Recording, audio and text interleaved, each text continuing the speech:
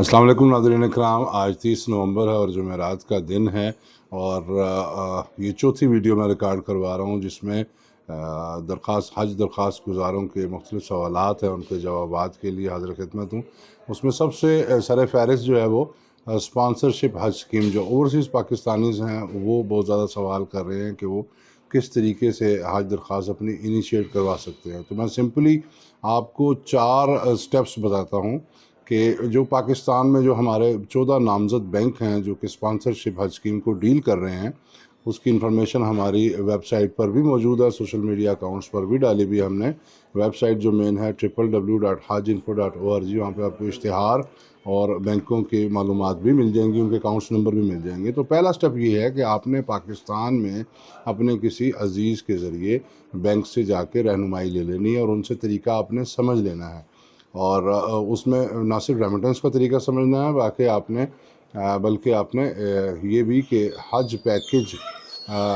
کی کیا لوازمات ہیں اور اس میں اس کی کیا بریک اپ ہے، اور آپ کون سا پیکج چوز کرنا چاہ رہے ہیں، اس کی کیا اماؤنٹ بنتی ہے ان ڈالرز۔ تو یہ چیزیں آپ نے سمجھ لینی ہے۔ اگر آپ اپنا اسپانسر باہر سے منگوا رہے ہیں تو آپ خود پاکستانی بینک میں جا کے یہ چیز آپ سمجھ لیں گے اور پھر اپنے اسپانسر کو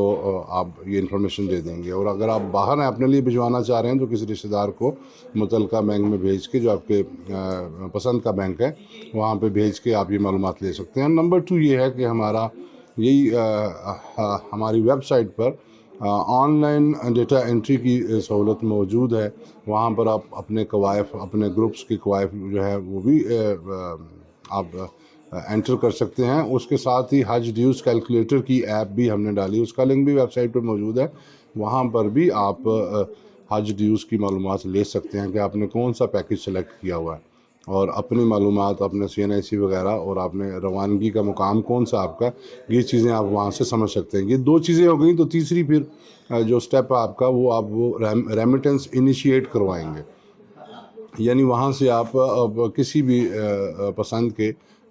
بینک کے ڈالر اکاؤنٹ میں آپ نے پیسے بھجوانے ہیں۔ اس میں گلف کے لوگ کہہ رہے ہیں جی کس طریقے سے بھجوائیں، تو وزارت نے کہا ہوا ہے کہ جو بھی آپ کے لیگل ویز ہیں، وہ کوئی بینک ہو، ایکسچینج کمپنی ہو یا موبائل ایپ ہو، تو اس کے ذریعے، مثال کے طور پر ریمیٹلی ایک ایپ ہے، تو ان چیزوں کے ذریعے آپ وہاں سے ریمیٹنس بھجوا سکتے ہیں۔ ریمیٹنس بھجواتے ہوئے 2 چیزوں کا خیال رکھنا ہے۔ نمبر 1 کہ جو آپ اماؤنٹ بھیج رہے ہیں وہ کمیشن آپ نے علیحدہ سے وہیں پہ پے کرنا ہے بیرون ملک میں، اور یہ ہے کہ اس کے اندر آپ نے جو بینیفیشری ہے، یعنی جس کے لیے بھجوا رہے ہیں، اور اگر ملٹیپل لوگوں کے لیے ایک ہی ریمیٹنس کروا رہے ہیں تو ان تمام 4 یا 5 لوگوں کے نام آ جائیں گے، اور کسی ایک کا ایٹ لیسٹ 1% کا CNIC نمبر بھی آپ نے شو کر دینا ہے، اور وہ ریمیٹنس والے میسیج میں وہ بھی آپ نے شامل کرنا ہے۔ بینک یہ بھی کہتا ہے کہ برانچ کوڈ بھی اگر شامل کر دیں تو وہ زیادہ بہتر ہوگا، کیونکہ یہاں سے اماؤنٹ جو ہے وہ جو بھی ہمارا بینک ہے نامزد، اس کے ہیڈ آفس میں جاتی ہے۔ تو برانچ کوڈ بھی آپ مینشن کر سکتے ہیں کہ وہ آیا گجرانوالہ کی یا اسلام آباد کی کسی برانچ میں آپ اس کو پروسیس کروانا چاہ رہے ہیں۔ تو وہ جب آپ کی ریمیٹنس یہاں پہ پہنچ جائے گی تو چوتھا سٹیپ یہ ہے کہ آپ نے پھر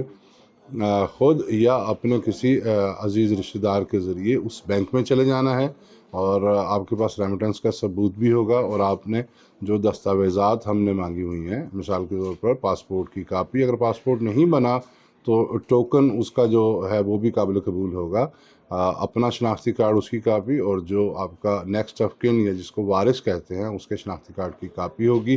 آپ کا بلڈ بینک ہوگا، آپ کا کووڈ سرٹیفکیٹ ہوگا، 4 بلو بیک گراؤنڈ والی پاسپورٹ سائز کی تصاویر ہوں گی۔ بینک آپ کو میڈیکل فٹنس سرٹیفکیٹ وغیرہ کا بھی پرنٹ نکال دے گا، جو کہ آپ کو ڈاکٹر سے یا جس طرح بینک آپ کو ہدایت دے گا وہ بھی آپ نے فل کروانا ہوگا۔ اگر ایک بندہ باہر بیٹھا ہوا ہے، باہر سے اس کو میڈیکل فٹنس سرٹیفکیٹ بنوانے میں مسئلہ ہے، تو اس میں بھی ہم نے سہولت دی ہے کہ وہ سادہ کاغذ پہ یہ بیان الفی دے سکتا ہے کہ ہی از فٹ فار جرنی، وہ سفر حج کے لیے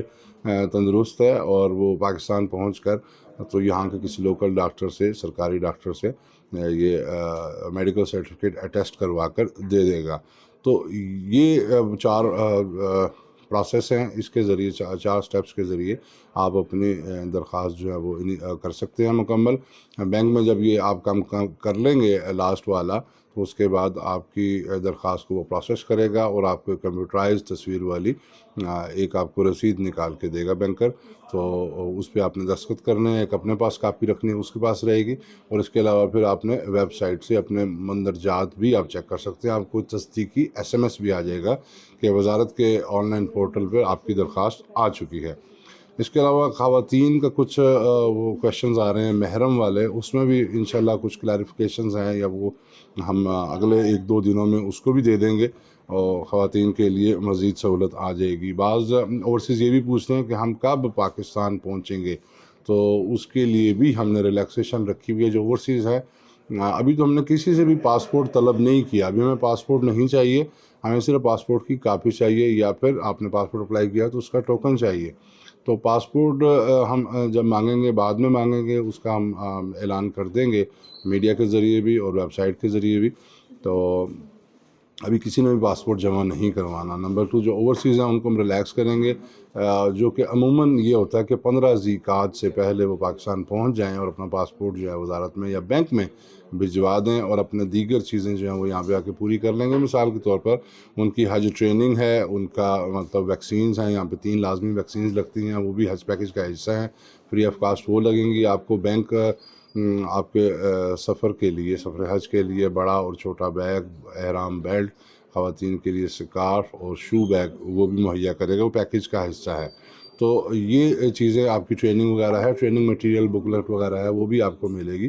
تو یہ چیزیں ہیں. آپ جو اوورسیز ہیں وہ بالکل مطمئن رہیں، اور رہنمائی کے لیے آپ ہمارے ویڈیو کے کمنٹ سیکشن میں بھی آپ اپنے کمنٹس کر سکتے ہیں، سوالات کر سکتے ہیں. ہمارے واٹس ایپ نمبر ہیں اور ای میلز وغیرہ ہیں، حج کی ہیلپ لائنیں ہیں 4. تو ان تمام ذرائع سے آپ مسلسل جو ہے باخبر رہ سکتے ہیں. نئی ویڈیو کے ساتھ دوبارہ حاضر ہوں گے. اللہ حافظ.